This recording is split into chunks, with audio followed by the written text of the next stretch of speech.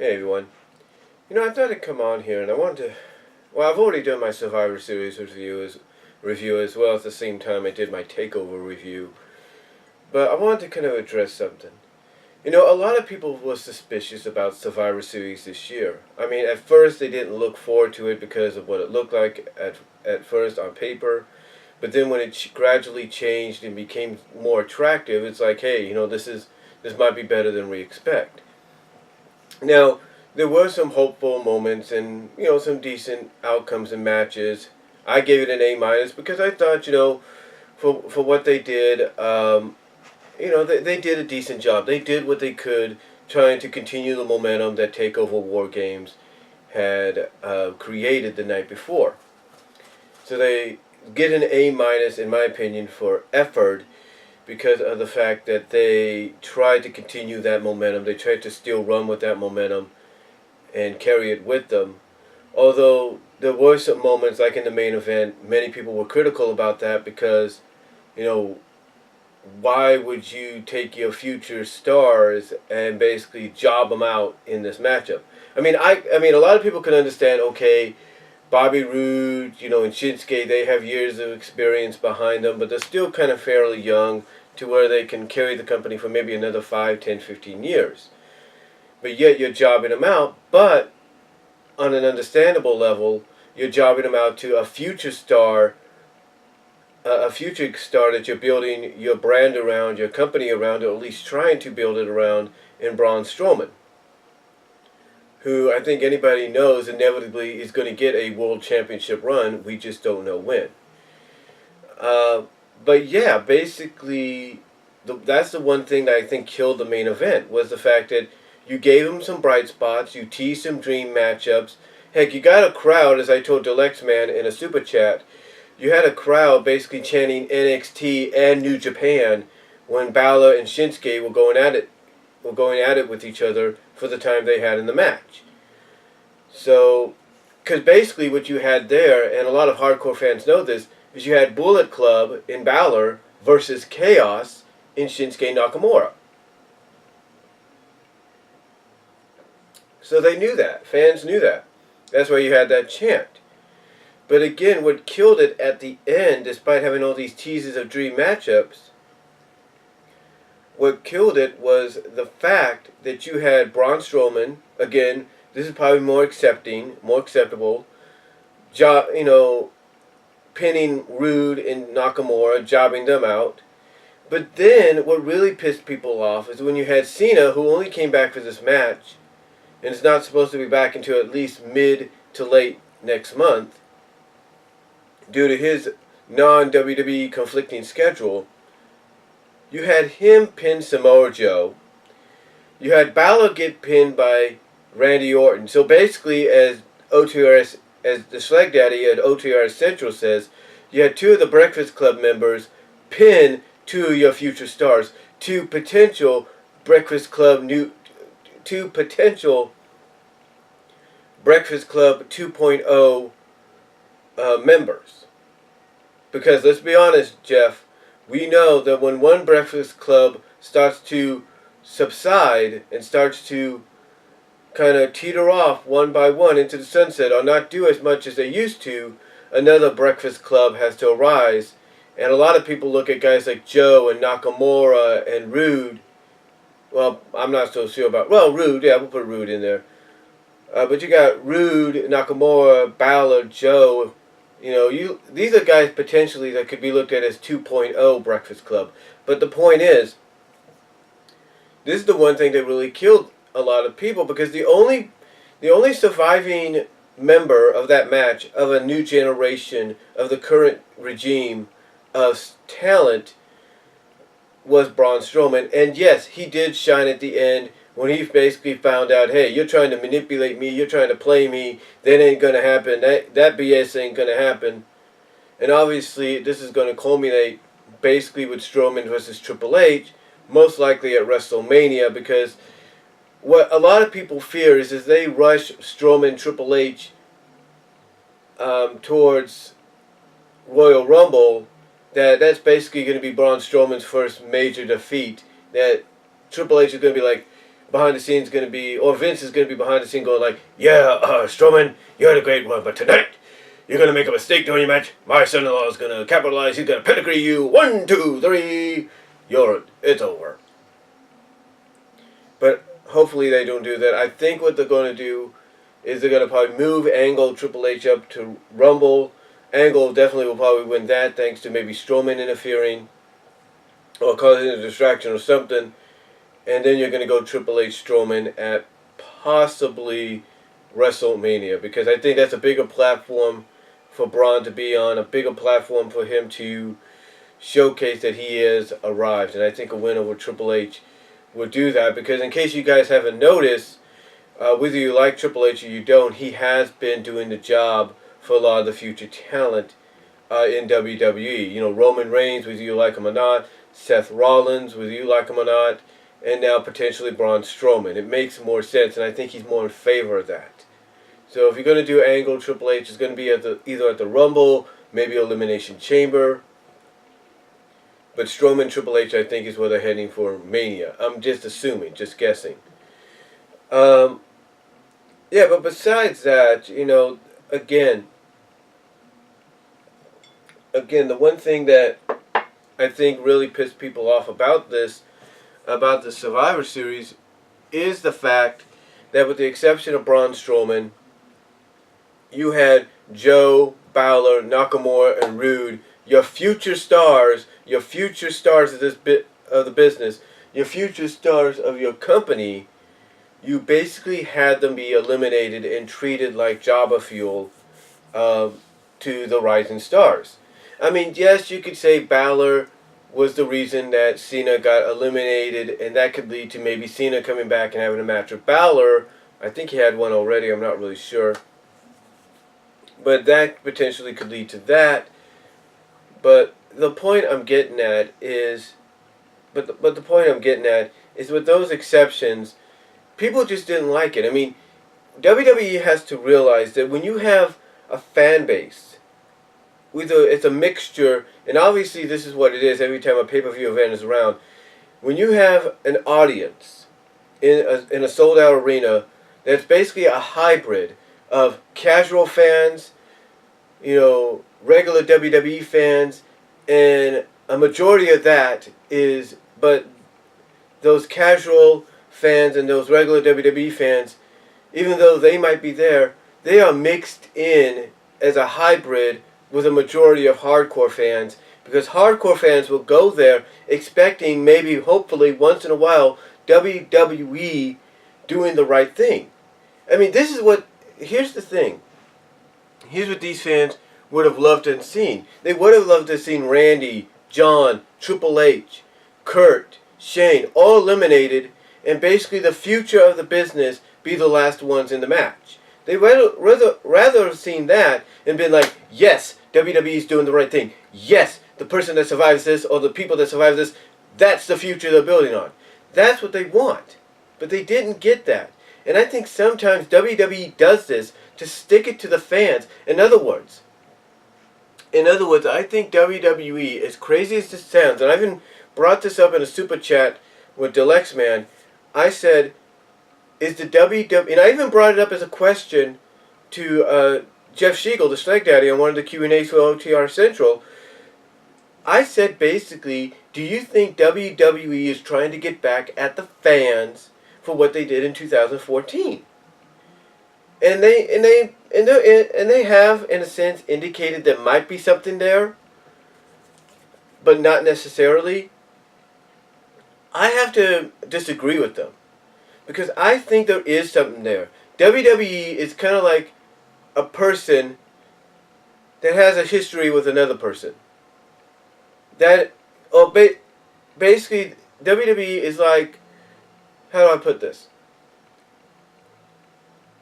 You know how they say in shows, they build up a certain character, or movies and shows, they build up a certain character saying, this character never forgets and they never forgive? That's the same way WWE is. WWE is a character that basically never forgives and they never forget. So I think, in a sense, gradually through these past several years, they have basically done what they could to basically get back at the fan base and say, hey, We haven't forgotten what you did in 2014, and we're not going to forgive you for what you did in 2014. That's why Survivor Series, to me, Survivor Series this year was kind of an A- show, because they tried to build off the momentum, but the minus basically comes from the fact that WWE, in my opinion, used the main event to basically stick it to the fans.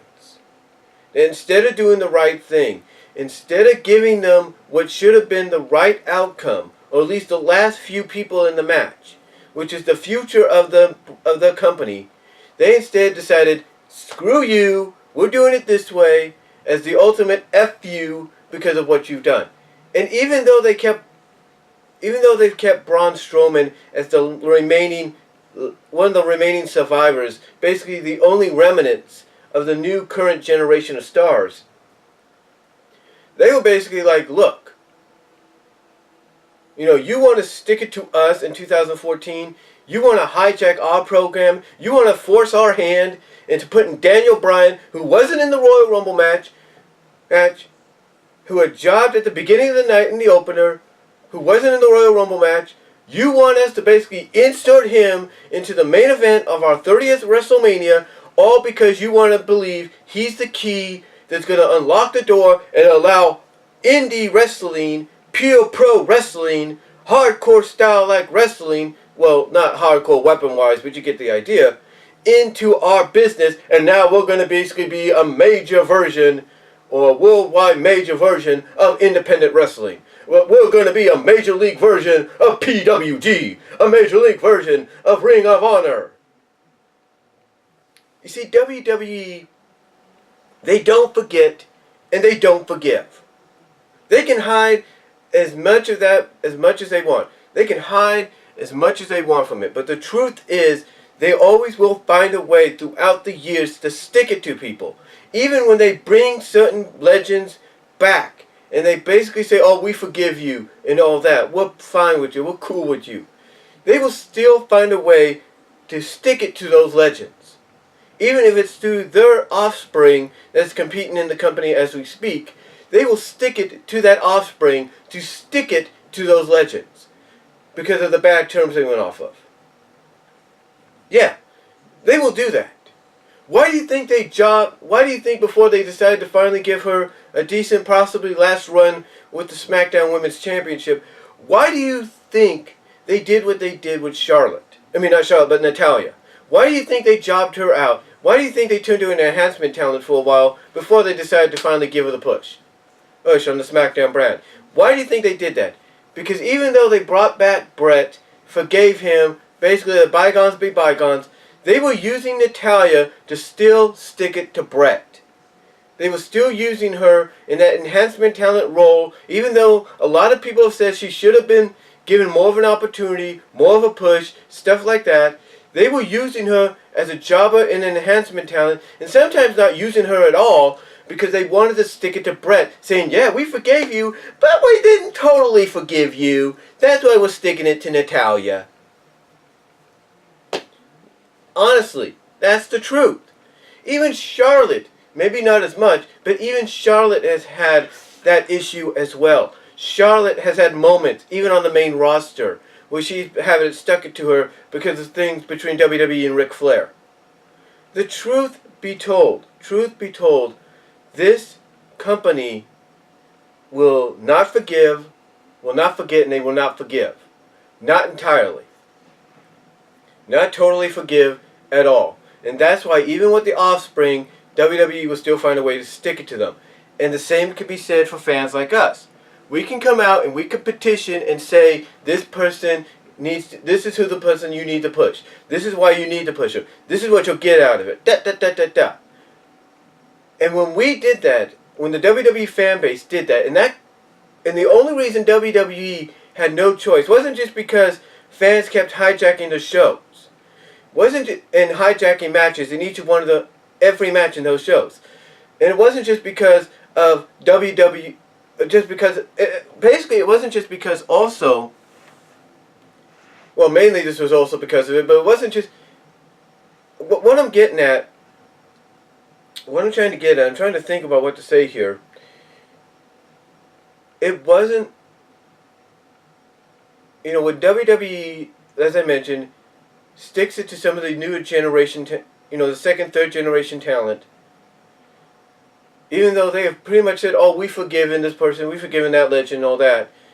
They haven't totally done it, and that's why some talent, like I said, Natalya, the Charlottes, a few others out there, have had it stuck to them. Heck, even T.J. Wilson, okay? T.J. Wilson. I think that's his real name.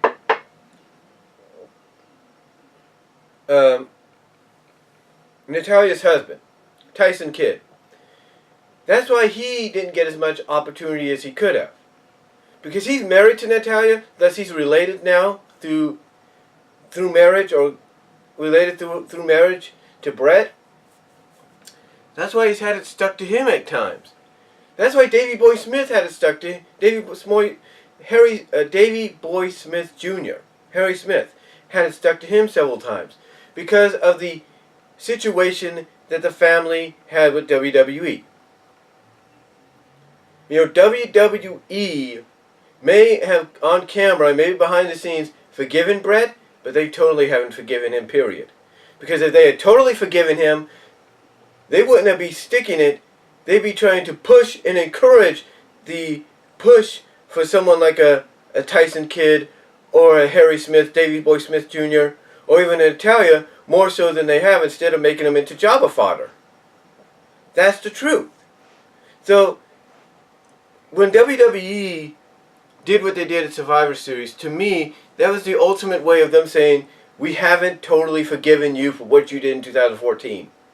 Because you basically interrupted our plans. This is Vince McMahon. It's like, you want to ruin my plans? I was hoping for Batista versus Randy Orton. It was going to sell out. It was going to be a main event of the ages. Yeah. You basically interrupted the foundation he was trying to build. And he doesn't like that. He never forgives, never forgets. That's why you had the ending that you did at Survivor Series. That's why you've had BS endings sometimes the way you've had it. That's why you've had basically talent that's made names of themselves elsewhere being jobbed at times in ways they shouldn't be. Or being put in situations they shouldn't be because WWE, mostly Vince McMahon, has not forgiven and they will not forgive for what happened in 2014. That's my theory. Because think about it. Do you think they appreciated Raw and SmackDown and live events being hijacked with Daniel Bryan and Yes Chance throughout the entire show and every match? Do you think they liked the fact that it became cross-media, and even at Michigan State basketball games and athletic events, Giants games and all that, San Francisco Giants that is, they would do the Yes chant? No, they didn't like that. They didn't appreciate that. And Vince McMahon has never forgiven or forgot about that happening, and that's why sometimes you have the decisions that are made that piss fans off. So, Survivor Series this year, I stick by what I said, A- show, but in the end, the reason, when you think about it, the reason we got the BS ending, a lot of fans call it, of the main event elimination match of Survivor Series, was because Vince McMahon and WWE don't forget and they don't forgive for what happened in 2014. But that's just my opinion and theory. Do you agree with that or not? Let me know down below. Comment if you like. I'll talk to you later.